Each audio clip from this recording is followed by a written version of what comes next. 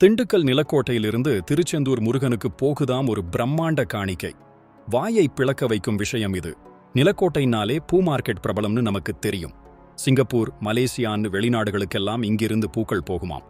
ஆனா இப்போ அங்க ஒரு பக்தரோட ஏற்பாட்டில் திருச்செந்தூர் கோவில் கும்பாபிஷேகத்துக்காக கிட்டத்தட்ட 12 லட்சம் ரூபாய் மதிப்பீட்ல 200 உலர் பழ மாலைகள் செஞ்சிருக்காங்க.